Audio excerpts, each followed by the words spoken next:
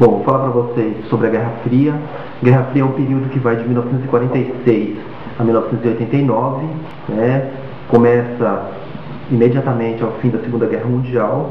A Guerra Fria é o período onde o mundo ficou dividido entre os capitalistas, liderados pelos Estados Unidos, e os socialistas, liderados pela União Soviética. Então, um mundo bipolar, dois polos. De um lado o bloco capitalista, do outro lado o bloco socialista. Esses dois blocos, eles disputavam a hegemonia mundial, disputavam a dominação do mundo, tanto os Estados Unidos como a União Soviética, né? O período da Guerra Fria ele ficou marcado pelo fantasma da Terceira Guerra Mundial, né? Essa Terceira Guerra que poderia destruir o planeta.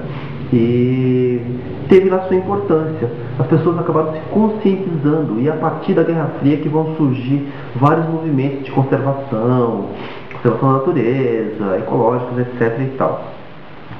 Bom, a Guerra Fria, algumas características marcantes da Guerra Fria. Uma delas foi a corrida espacial. A corrida espacial que ficou marcada pelo desenvolvimento tecnológico, e hoje nós colhemos aí os frutos desse desenvolvimento, né? Com os tantos satélites que estão aí no espaço, auxiliando aí os meios de comunicação, né? Foi o grande avanço nos meios de comunicação trazidos graças ao desenvolvimento tecnológico que começou durante a corrida espacial, durante a Guerra Fria. Uma outra característica também da Guerra Fria foi o Muro de Berlim. O Muro de Berlim ele foi criado, né, para dividir a capital alemã, e era a prova física.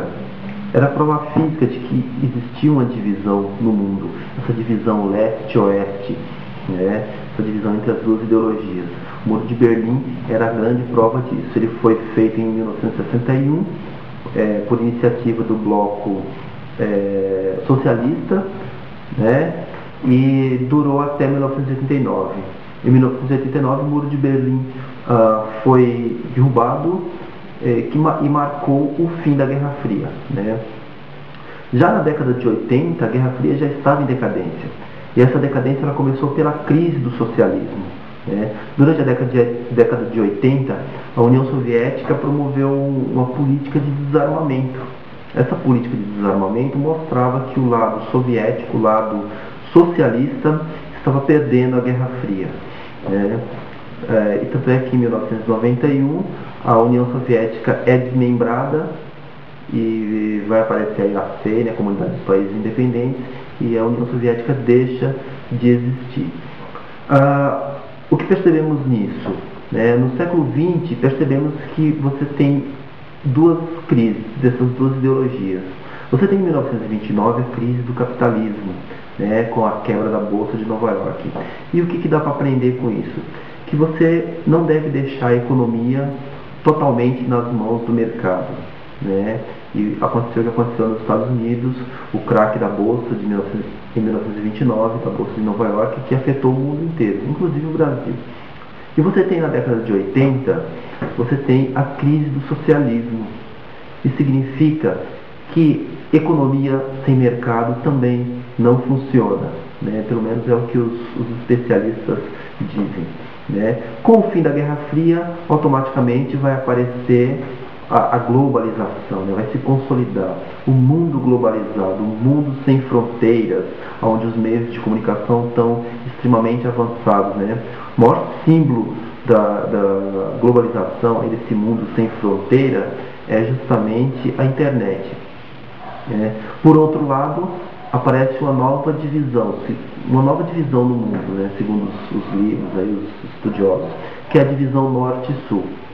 Então, uma divisão política e ideológica que existia durante a Guerra Fria, a divisão leste-oeste, de um lado capitalistas, do outro lado socialistas, não existe mais. Hoje existe uma divisão entre ricos e pobres, né? Então, o mundo hoje está dividido entre norte e sul.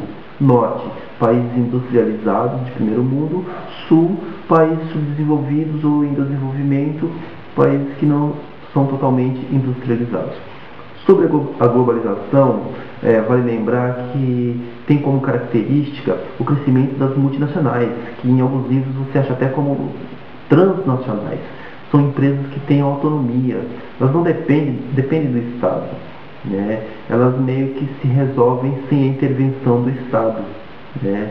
Uma outra característica da globalização, com todo esse avanço tecnológico, é justamente o aumento do desemprego, né? Aumento do desemprego por conta das tecnologias, da automação das empresas, né? Da informática em si, que está gerando essa onda de desemprego, inclusive nos países de primeiro mundo. Ok? Eu espero ter ajudado a